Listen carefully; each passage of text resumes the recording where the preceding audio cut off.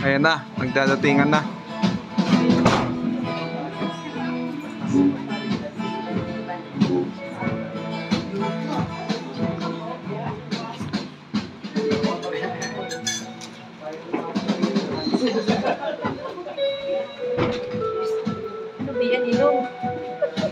Purihin po natin ang Diyos tayo po pag-awit.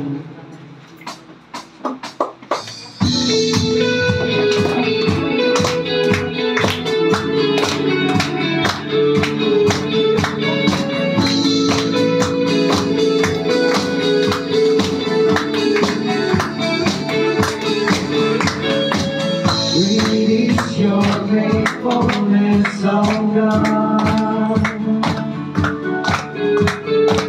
You wrestle with the sinner's heart. You lead us by still waters into mercy, and nothing can keep us apart.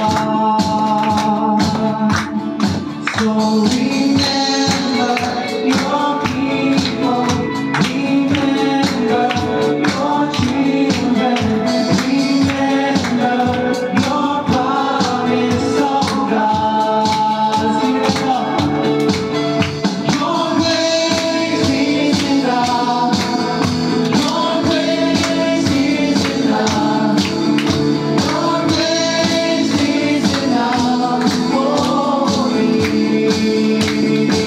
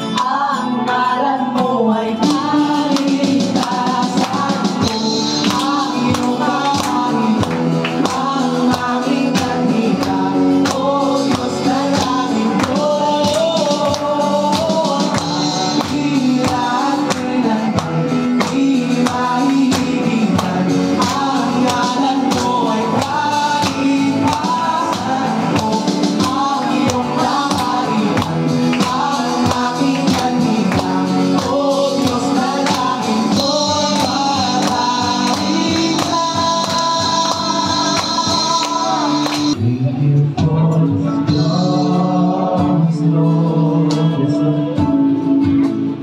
Thank you for the eyes you made, bearing all my sin and shame. In love you came and gave amazing grace. Thank you for this love, Lord. Thank you for the nail-pierced hands. Wash me in your cleansing flow. Now all I know, your forgiveness and embrace. Worthy is the Lamb seated on the throne. Crown you now with many crowns. You reign victorious,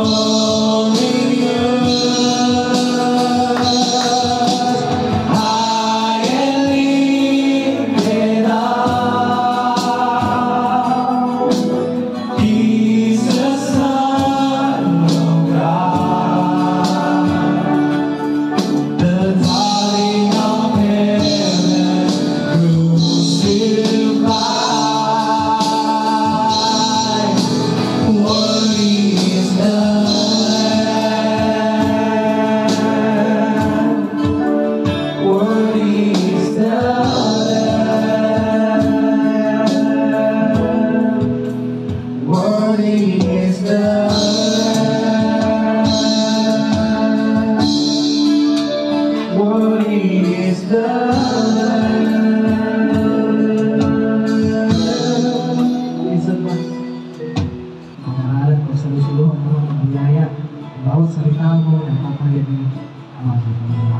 Patuloy ko tinutulong ang Panginoon, pinili ang mga Espiritu mo upang siya mag-penetrate sa bawat puso, bawat isipan ng tao na ito. Upang patuloy naman pagawaan ng kaysa apoy ng bawat isa mo. Siya sa atin po kami, Panginoon, at pinili ko ang mga magturo ng sasalita nito. Ipaunahin niyo po sa mga salita namin. Maraming salamat po, sila ang patuloy na salamat. Sa aking Pangalan ni Jesus. Amen.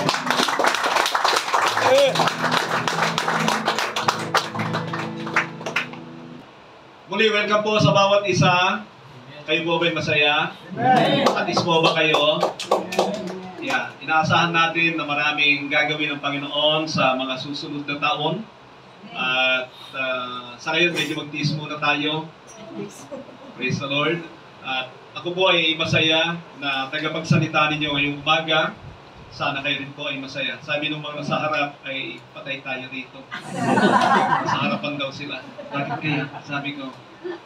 Anyway, nagpapasalamat ako sa imbitasyon.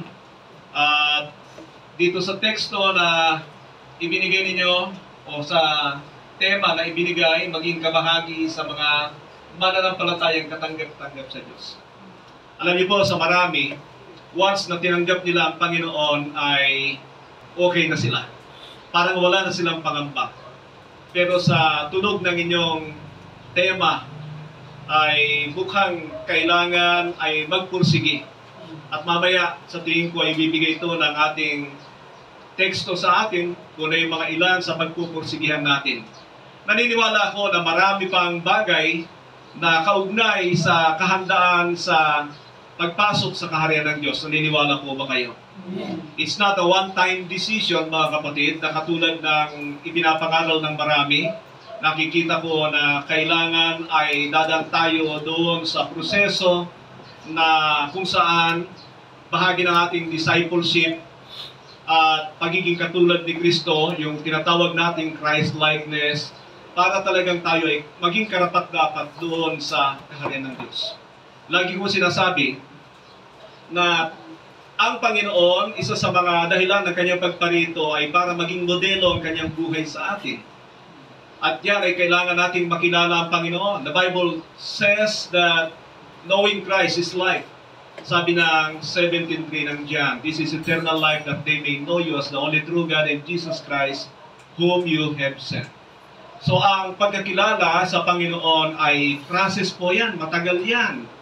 At naniniwala ako na hanggang sa kanyang muling pagbabalik ayon sa 1 John chapter 3, beginning verse 1 to 3, hanggang sa kanyang muling pagbabalik, yung goal ng ating pananampalataya, to become like Jesus Christ, ay doon lamang mangyari nang ganap yung bagay na yan.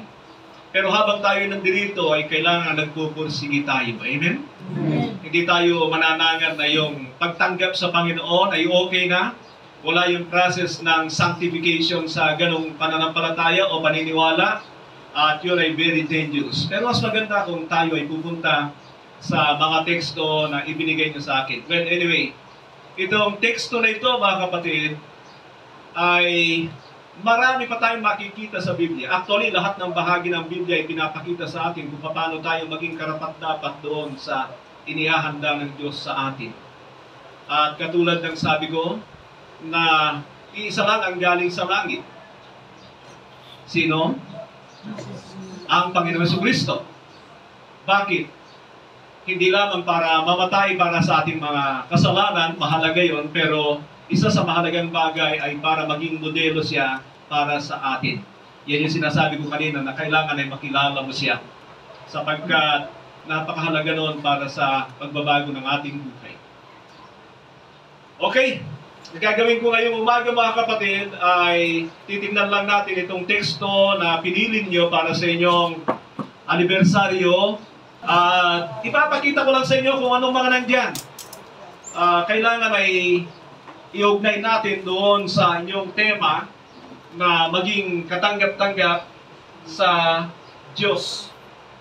Kabahagi sa mga mananampalatayang katanggap-tanggap sa Diyos. At sabi ko, Panginoon, gusto ko ay maging simple lang ito.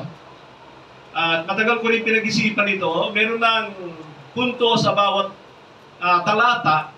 Pero sabi ko, kailangan ay maging simple lang sapagkat alam ko kapag ka-anibersaryo ay mukhang hindi na masyadong iniisip ng marami ang mensahe kundi doon sa tanghalian.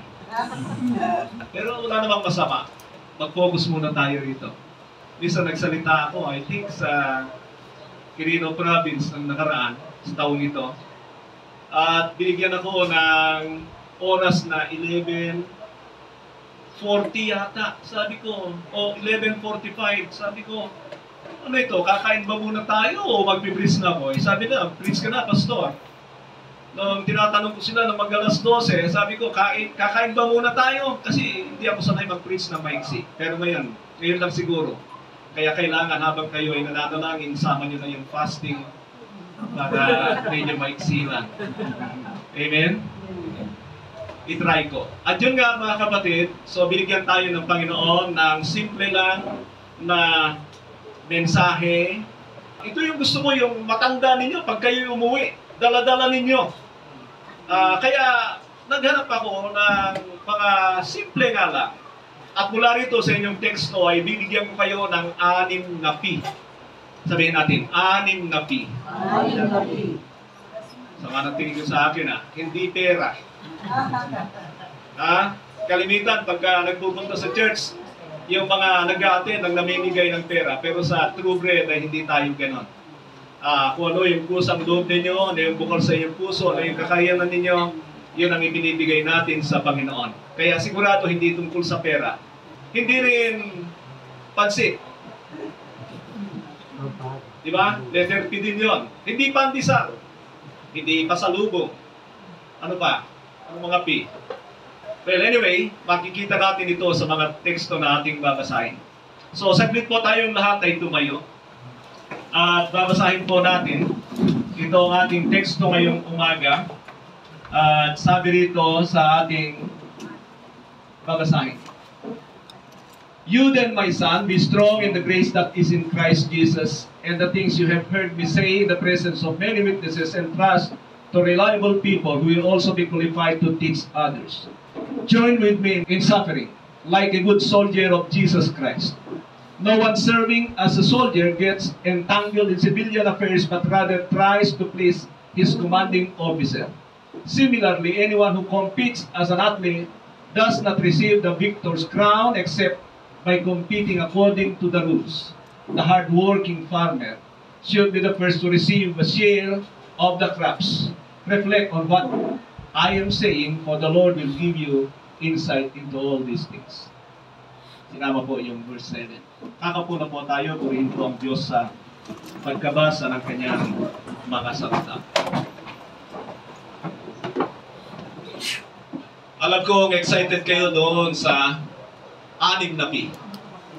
Yung verse 7 ay hindi kasali. Actually, verse 6 lang ang binigay ni Brother Joseph sa akin, pero ewan ko, nailagay ko. Siguro dahil sabi niya, reflect, meaning contemplate on what I am saying, for the Lord will give you insight into all this. Meaning may natatago doon sa mga talata. Pasimulan na natin. Sa verse 1, sinabi ni Paul, "You then, my son, be strong in the grace that is in Christ Jesus, and the things you have heard me say about in the presence of many witnesses, and trust to reliable people who will also be qualified to teach others." Sumobra ko. Sa verse 1 lang, ay yung unang pinatin. Ano sa tingin ninyo? Ano nakikita nyo? Ito ay pundasyon. Tagalog po yung mga sasabihin ko sa inyo, hindi po English. Kasi hirap na hirap ako sa English. Wala akong makita na sabi ko, Lord, gusto mo maging simple nga lang itong mensahe na iatid ko sa kanila. Kaya hirap na harap ako na hanapin ang acronym o anong salita ang pwede kong sabihin. Kumantong ako sa Tagalog na salita. At ito ay pundasyon. Well, maraming pundasyon. Si Kristo ang pundasyon, salita ng Diyos ay pundasyon, obedience is a foundation, Matthew 7:24-27.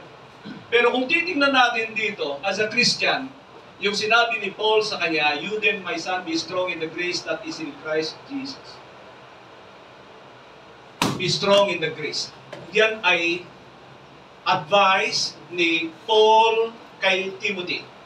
Kung babasahin nyo yung naunang 2 kabanata, ay sinasabi ni Paul at kinukwento niya kay Timothy kung ano yung kanyang mga mahihirap na pinagdaanan. And so, there's only one thing na advice niya sa kanya, and I think, para ito sa atin, be strong in the grace that is in Christ Jesus. Do you understand the grace of God? Alam niyo, itong salitang ito ay pinilipit ni Satanas sa napakarami. Paborito ito ng marami, kaya lang ay minalito ng mga tao na gusto ay maging madali lang. Ang biyaya ng Diyos sa Biblia ay nakikita mo na may 10 bagay na gagawin para sa atin. At ito ay lahat ay may kaugnayan sa ating kaligtasan. And yung laging ginagamit ng marami na Ephesians 2:8 and 9, yun lang ang gusto ng marami. And that grace in Ephesians chapter 2 verse 8 and 9 ay katumbas ng habag. Katumbas ng awa ng Diyos. For it is by His mercy that you are saved through faith in Christ Jesus.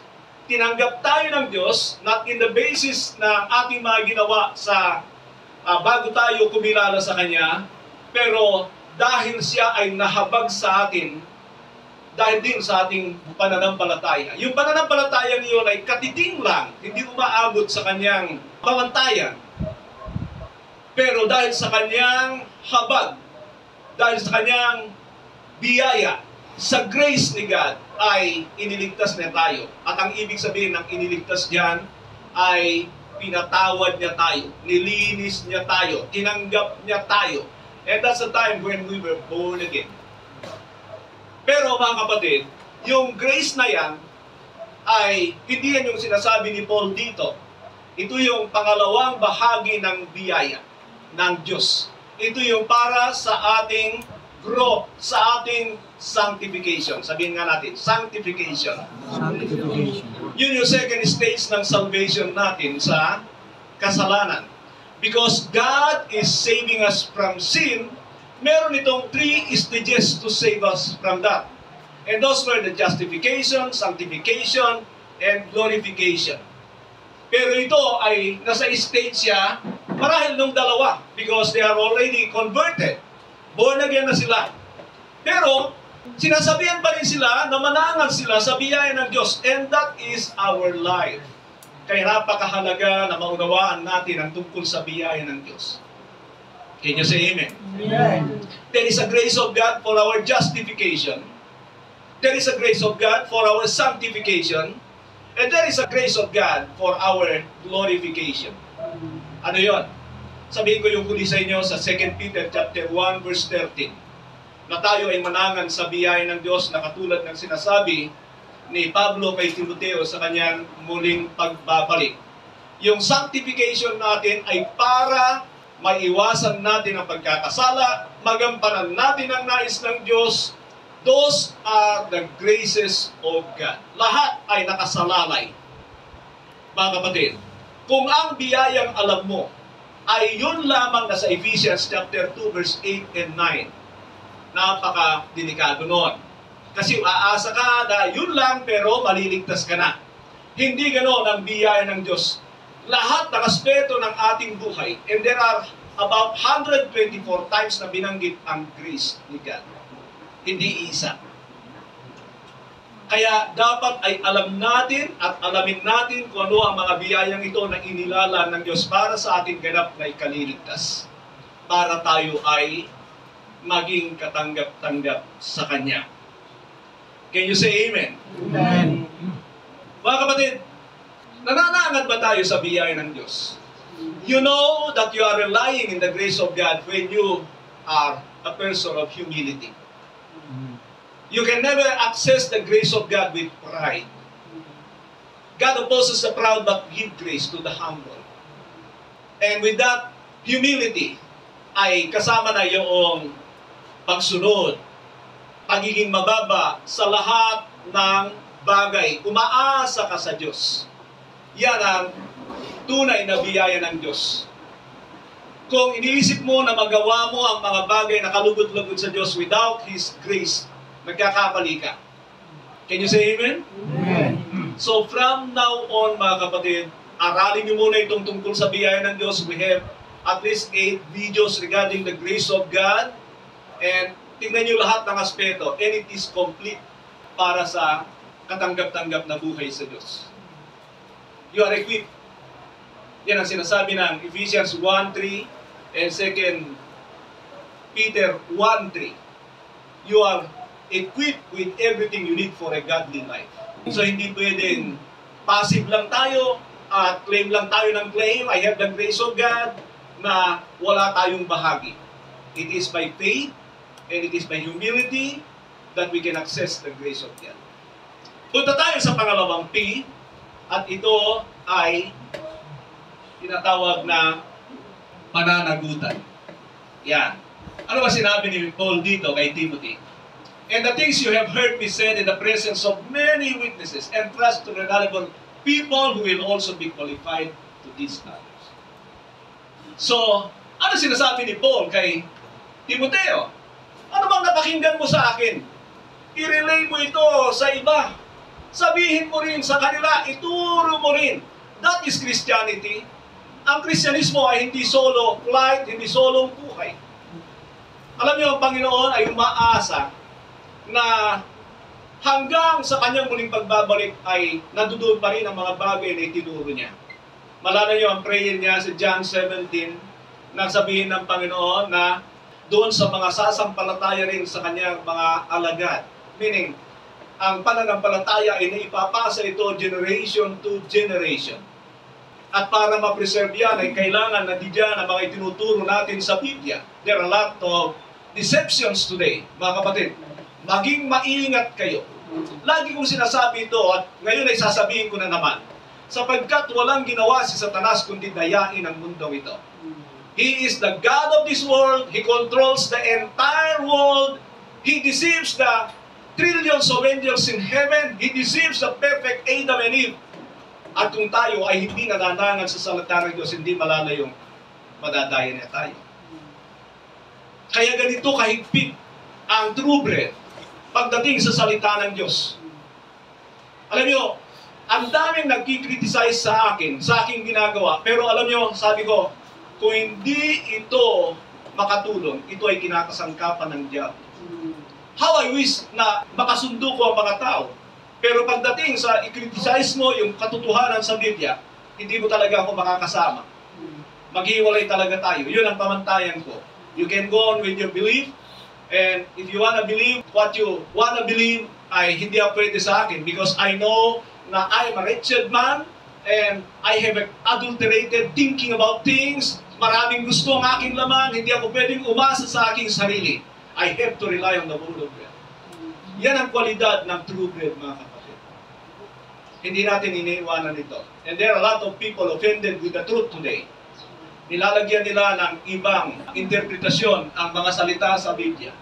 Isa rito ay pananagutan. Discipleship is responsibility. Kailangan ay naituturo natin ito. Sino ito? May mga online discipleship o kaya face-to-face discipleship. Pakitas nga ng mga kamay. Yung hawak nyo, ha? Yeah. Hindi yung parte kayo. Parte kayo. Pero ang responsibilidad nyo sa mga natututunan niyo, ang sabi ni Paul, ipasa nyo naman sa iba. Huwag kang makasarili. Amen. Kung alam mong totoo ang iyong natututunan, mga kapatid, ipasa mo sa iba. Be excited. Hindi yung magpapasa ka na parang kang malungkot, parang walang impact sa buhay mo. Oh my God. Kaya yan ang ginagawa ko. Because I believe that everything in the Bible is the truth. Kailangan ito ay ibalanse ko, reading the entirety of the Bible again and again and again and again. Kaya excited ako lagi na magturo sa mga itinuturo natin dito. And halos kumpleto na tayo sa mga video na kailangan natin for discipleship. Sa ngayon, ang tatlong grupo ko ay number 1 yung Christology. It's all about knowing Christ. Walang labas sa Biblia dyan. Number 2 is the commands of Jesus Christ. Nag-grupo ko every Wednesday yan. Meron din si Brother Joseph every Tuesday. Meron din yung mga iba na tinuturo nila yung mga batas ni Kristo. And there are a lot of churches today na yung mga pastor na nag-aaral doon sa commands of Jesus Christ ay ginagamit na rin nila itong mga bagay na ito. Sapagkat malinaw ang sabi ng Panginoon, go and make disciples of all nations, baptizing them in the name of the Father, the Son, and the Holy Spirit, and teaching them to obey all that I have commanded you. And every Thursday ay meron akong ecclesiology. Pag-aaral tungkol sa iglesia, not in the experiences of men, kundi kung ano yung nasa Biblia. And there are a lot of pastors na nakikita nila, iba nga ito. Kasi nasa Biblia talaga eh. Alam niyo, doon pa lang sa panahon ng mga apostol ay sinasabi na nila na marami ay lilihis sa katotohanan. Kaya kung pag-aaralan mo ang iglesia o kaya ay history of the church outside the Bible, delikado ka dyan. Yun ang ginagawa ng marami.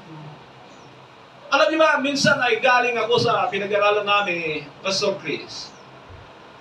Dala-dala ko yung libro na hindi ko matandaan kung history of the church o church fathers. Meron akong nakatabi, sabi niya sa akin, Brad, ginagamit niya. Sabi ko po, seminarista ka? Sabi ko, hindi po. Ang ibig niya sabihin ay, na kalaunan ay nalaman ko, sabi niya, pari daw siya, at gamit din namin yung libro niyan. Ibig sabihin ay, paano magkapareho tayo? And so I started asking him, gusto ko siyang siraan. Siya pala'y pare. Sabi ko, nabasa na ba ninyo ang kabuuan ng Biblia? Oo naman, tuwing ako ay nag-homil. Sabi ko, hindi yun, yung personal na reading mo sa Bible. Alam nyo, nakita ko unti-unti ay parang takot na siya makipag-usap sa akin. Pagbaba namin sa bikutan, doon din pala siya bababa. Nagmamadaling bumaba sa bus na sinakyan namin, doon din nang masagasaan ng paparating na sasakyan. Dahil takot na malaman ng katotohanan.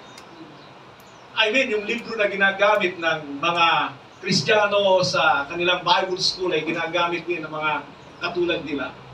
Yan ang punto ko na if you want to study Christianity, go to the Bible. Ang dami ngayon ay sino ba yung maganda? Sino ba yung gusto ko? Sino yung magaling? Eloquent. Mga kapatid, hindi yun eh. Sino yung tama sa Biblia? Punta tayo sa pangatlong P. Sabi niya, join with me in suffering like a good soldier of Jesus Christ. Ano yung number 3 natin? Pagtitiis. Alam niyo mga kapatid, sa panahon pa lang ng Panginoon, binabalaan na lahat ng kanyang tagasunod. If anyone wants to follow me, they must deny themselves, take up their cross, and follow me. If anyone who does not hate his father and mother more than me is not worthy of me. In this world you will have tribulation. You will be persecuted. Blessed are you when people insult you and persecute you and tell all kinds of evil lies against you. Rejoice and be glad, for great is your reward in heaven. Lahat ng mga ito ay nagpapakita na ang Kristyanismo ay hindi madali. Can you say amen? Amen. Alam niyo, ang daming churches sa ating kabaligiran, lahat ng inaalok nila ay kaalwanan ng buhay sa Panginoon.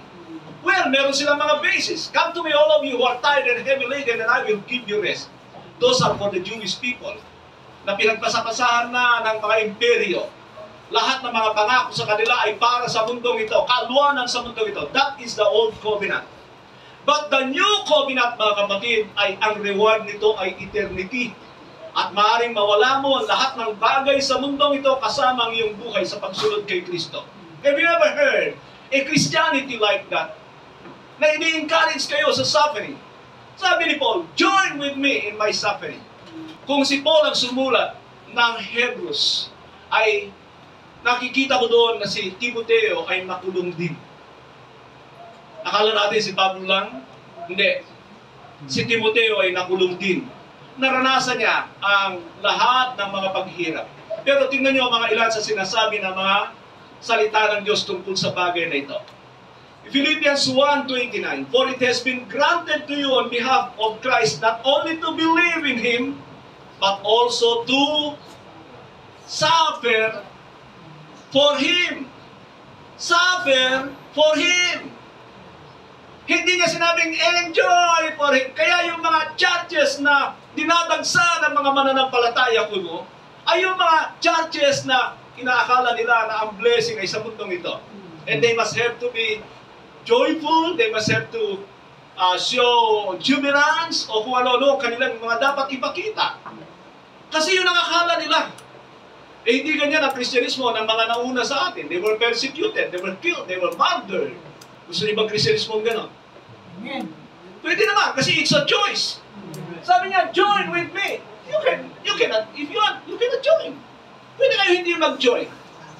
Pero ang totoong Kristyanismo, galit sa Satanas niya. Kaya kung ikaw ay Kristiyanong naghahanap ng kalwanan sa mundong ito, hindi ka pwede sa totoong Kristyanismo, pero hindi ka rin pwede sa totoong langit. Say amen. Amen. Langit-langitan lang. Yun lang ang para sa iyo. Lahat ng bahagi ng Biblia, tingnan nyo ang history ng Iglesia ng Diyos. They were being persecuted, murdered, hated, and everything they maligned the Christians. Kaya maging handa kayo diyan.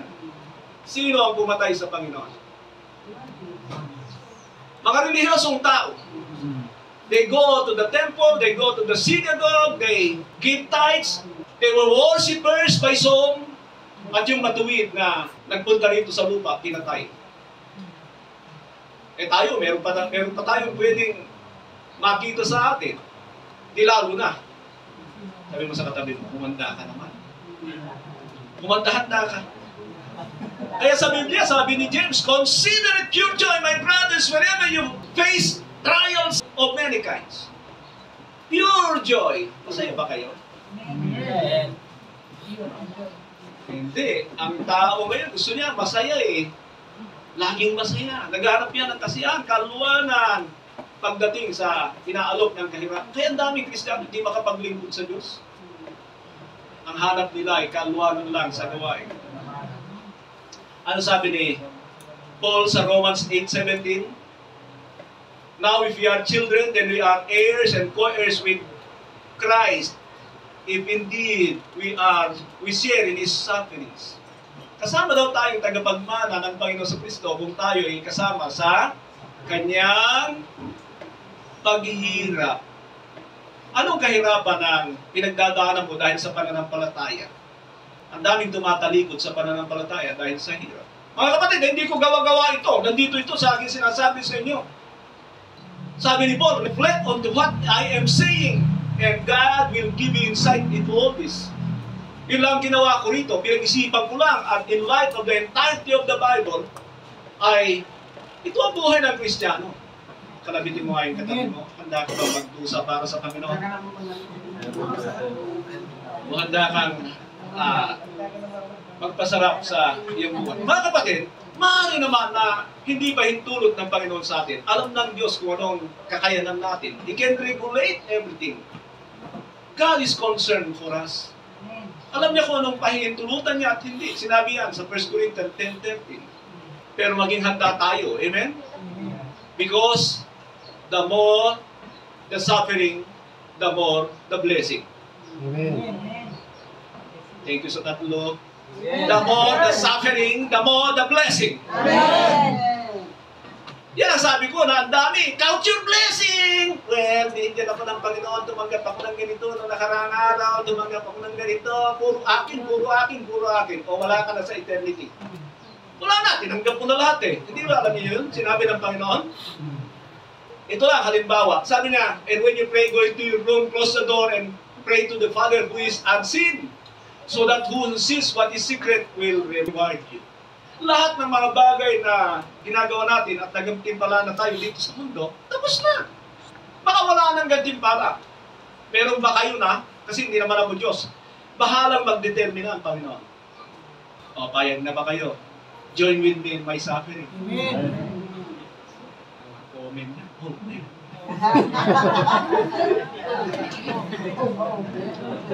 Pangatlong P, magtitiis. Magtiis kayo, kundi maghanap kayo ng kaluwanan dito sa mundong ito. Disgrasya, buti niya. Yan ang inaalok ng marami. Alam mo, pag dito ka sa church namin, pag dito ka sa maraming blessing dito. Anong blessing yan? Hindi, ang sabi ng Biblia, ang blessing natin talaga sa panahong ito ay blessing na nandoon pa sa langit. Gusto niyo basahin? Hebrews 8:6, 39 to 40 ng Hebrews. Ano ba? Meron pa yan sa chapter 10 na ang mga blessing natin wala pa rito. Kung binibigyan tayo ng Panginoon ng mga pangangailangan, walang masama doon. Alam niya kung ano yung bagay na kailangan natin sa mundong ito. Diba sabi niya? But seek ye first the kingdom of God and its righteousness, then all. Ano yung all na yan? Yung mga pangangailangan din natin sa mundong ito. Ito ang buhay sa mundong ito, mahirap. Dahil ito ang mundong ito, sabi ng Romans 8:20, deteriorated ang mundong ito. Pero may nag-aalok ng kasaganaan. Bibigay ko sa iyo lahat ng bagay na ito kung mag-upload ka at sambahin ako. Sino yan? Tanas, alam ko kanina. Siyempre naman. Punta tayo sa pang-apat. Ano yung number 1 na pinatin? Pundasyon. Ano yung number 2? Pananakutan. Number 3? Pagtitis. Number 4? Wala pa. Ito. Sabi niya, no one serving as a soldier gets entangled in civilian affairs, but rather tries to please his commanding officer. Ito, tinagalog ko.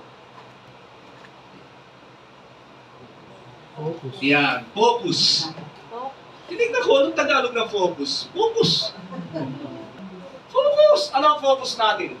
To please His commanding officer. To please our commanding officer. Say amen. Amen. Yan ang hinahanap sa atin. Mag-focus tayo. Yan ang sinasabi ni Pablo sa kanyang mga salita.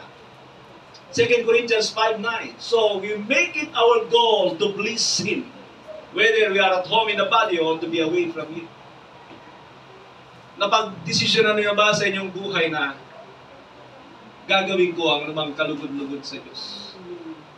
Ang mundo ngayon ay gagawin ko ano bang nakakabuti sa akin. Ano bang gusto ko. No. Ang mga tunay na mananampalataya ay gagawin ko ano man ang gusto ng Diyos.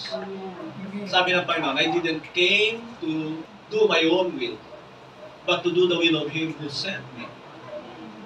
Naparito ako para ganapin ang kalooban ng nagsugo sa akin. Nakaset ang puso ng Panginoon sa pagbibigay kaluguran sa Ama. And say amen. Amen. And as people who are pursuing Christ-likeness, dapat ganun din tayo. Lord, ano man ang kalugod-lugod sa iyo. Whatever it is, sometimes even our death ay kaluwalhatian ng Diyos. Iba-iba ang paraan ng Diyos sa buhay natin, mga kapatid.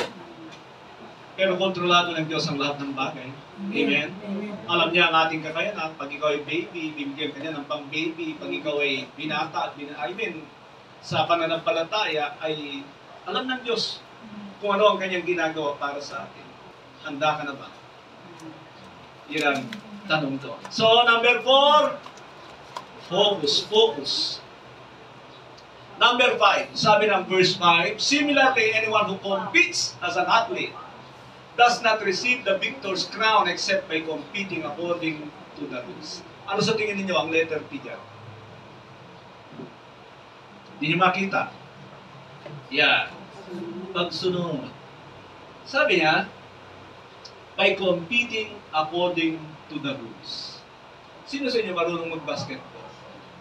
Meron dito, mga binata, mga nakakalaro ko nung araw pa. Kaya lang, bahala na sila doon. Hindi na akong matako. I mean, mga kapatid, hindi ka pwedeng humawak ng bola, takbo mo ito. Anong tawag doon? Traveling, running. Diba? Iba na si Pastor Arthur eh, pag nagta-travel eh, may dala-dala para sa mission. Ay, mga kapatid, kung ikaw ay maglalaro ng chess, marunong ka ba sa iba-ibang tulak doon sa mga pyesa? Ganon din naman. Mga kapatid, sa Kristyanismo, ang linaw ng sinabi ng Panginoon. Pakinggan niyo ito. At ito ini-ignore ng maraming Kristiyano. Go and make disciples of all nations, baptizing them in the name of the Father, the Son, and the Holy Spirit, and teach them to obey. Ano yung susunod? Everything, all that I have commanded you. Bakit ang true bread laging naka-emphasis sa batas ni Kristo? Because we are in the kingdom of God. Kaharian ito ng Diyos. Ngayon, kung kaharian mo, gawin mo ang gusto mo. Tapos aasa ka na ikaw ay makakapasok sa kaharian ng Diyos. Nako, alam niyo ba sa langit, itinapon lahat ng mga rebelde doon. Amen? Saan sila napunta? Dito sa lupa. Ang mga demonyo ay nandito. Huwag naman ganyan ang tingin niyo sa katabi niyo. Ay, may mga kapatid, ito ang mundo natin, punong-puno ng trilyon na demonyo na nagdetempt sa atin gamit ang sanglibutan, gamit ang kagustuhan ng ating laman. Pakinggan yan. These are demons na gusto nila tayong ipahamak. Pero may kaibahan ang mga totoong anak ng Diyos. They have the Spirit of God. They have the wisdom from above. They rely on what the Bible says. Yan ang tanging sanggalang natin sa mundong ito. Kaya kung tayo ay nagpapabaya, delikado tayo. Sabi mo sa katabi mo, kapatid, mananan ka sa salita ng Diyos. Alam niyo ba sa aklat ng Efeso 2:1 hanggang 3 na ang mga hindi sumusunod sa Diyos ay kontrolado ng diablo? Alam niyo ba yun? Pero ang dami nagsasabi, we are obedient to God. Pag tinanong mo, anong batas ng Diyos ang alam mo? 10 Commandments. 10 Commandments. O ano yung number 1? Love the Lord your God with all your heart, with all your soul. Ang layo-layo na nun, di ba? Ang layo-layo nun. Yung iba parang hindi rin alam niya. Sabihin mo sa katabi mo, mag-aral ka. Diba? Meron tayo, ano yung number 2 natin na P? Ano number 2? Pananagutan, discipleship. Alam niyo, wala namang kaming tuturuan kung wala gusto magpaturo eh. Kaya lang, dapat lahat ay dadaan sa pag-aaral. Mga kapatid, tingnan niyo ito. Galing tayo sa sanlibutan. Ang kaisipan natin ay mga sanlibutan. Amen? Kaya nga sabi ni Paul sa Romans 12:2, and be not conformed to the pattern of this world, but be transformed by the renewing of your minds. Set your hearts on things above, not on earthly things. Set your minds on things above, where Christ is seated at the right hand of the Father. Baguhin natin yung ating kaisipan. The more na nakikilala natin ang Diyos, the more na unti-unti tayong nagiging katulad niya. nakikilala natin ang Panginoon, the more na unti-unti tayo nagiging katulad niya. Unti-unti lang yan. Sabi mo sa katabi mo, unti-unti lang yan. Pero matatapos din naman. Matatapos din yan. Malapit na, mga kapatid. Malapit na. Say amen? Sino rito masunurin kay Kristo? Okay. Hindi ko kayo masyadong nakakasama, kaya bahala kayo dyan. Ang mahalaga, natuturuan kayo. Pang-anim, ang last din natin. Okay. The hard-working farmer should be the first to receive a share of the crops. Ano sa tingin niyo? Ang sinasabi ni Pablo diyan? Pagsisikap, pagtitiis. Ganda yan, narinig ko. Pagtsatsaga. Ayun na. Pagsisikap, pagtsatsaga. So, sino ito nagtanim ng halaman? Nagtatanim. Katulad ko. Yan. Pastor Mark, dalawa kami. Yan. Ang dami kong tanim. Si Brother Long, ang daming tanim din yan. Pero isang bagay, no? Pag nagtanim ka ngayon, aani ka ba bukas? Wala. Ilang buwan? 3, 4. Pag yung tinanim mo ay matagal pa bago mamunga, ewan ko lang yung kabuting kahoy. Talagang matagal, ano? So, anong kailangan mo? Magtiyaga ka. Magtiyaga ka. So, ganun din mga kapatid. Alam niyo, 3 allegory. Katulad tayo ng atleta, katulad tayo ng sundalo, katulad tayo ng magsasaka dito. Lahat ay may pagtitiyaga, pagtitiis. So, ganito sa gawain. Matagal din na ako kasi nasanay ako sa paglilingkod na walang sahod eh. Kung may matatanggap ako, okay. Kung wala, okay. I don't demand. I don't use verses in the Bible para lang makapagpalaki ng offering. Maraming ganon. Kahit ano-anong mga talata sa Biblia. Oh, yung mga magnanakaw dyan. Sabi ng Malakias, pag hindi mo ibinibigay ang iyong kapo, magnanakaw ka. Tapos pag tinanong mo, under the law ka ba? No, we are not under the law, we are under grace. Sabi ko, nagkabuhol-buhol na ito Ganun katindi pag hindi mo alam ang Biblia. I mean, mga kapatid, baka tanongin niyo ko, Pastor, pwede ba magbigay ng ikapo? Gusto ko kasi ibigay ng ikapo. Huwag ka lang ina-arnis ng talata para magbigay. Maging kusang loob ka katulad ni Abraham. Di ba si Abraham? Nung makita niya yung lingkod ng Diyos, binigay niya yung ikapo. Hindi naman sinabihan ni Melchizedek na, susumpahin ka pag hindi ka nag-ikapo sa akin. No. Kusang loob. Hindi katulad sa batas ng mga Hudyo. Ayaw kong pag-usapan niya, pera yan eh. Tapos na tayo, mga kapatid. Baka maging pera pa yung huli na pag-ilo. Balikan natin yung 6. Number 1, pundasyon. Yan. Ang pundasyon, mahal yan. Ang pundasyon, mahirap yan. Ang pundasyon, mabigat na trabaho yan. Tingnan nyo pag naglalagay ng pundasyon ng bahay. Tingnan nyo kapag ang bata ay dinadala sa eskwela. Those are foundations. So, medyo may kahirapan. Pangalawa ay pananagutan. Ano man ang ating narinig, ano man ang ating natututunan, isyatin natin. May gantimpala yan, mga kapatid. Ang pangatlong, pagtitiis. Yan. Pagtitiis kayo. Darating ang panahon, matatapos din. Doon sa langit ng ako ang Diyos ng kasiyahan. Hindi dito sa lupa. Yan. Number 4, focus. Anong focus natin? Anong focus natin? Wala nakalala. To please the Lord. Whether at home in the body or to be away from it, our goal is to please the Lord. Ano pang 5? Pagsunod. Masunurin ka ba? Yan. Pag hindi ka masunurin, alam mo na kung sino yung mga pinalaya sa langit. Mga rebuilding ang hell. At ano yung last natin? Sabi ko na nga ako eh, papunta ka sa pera ito eh. Ano ang pera? Ano yung panganim? Magtyaga. Yan, magtyaga tayo. Purihin mo ang Diyos.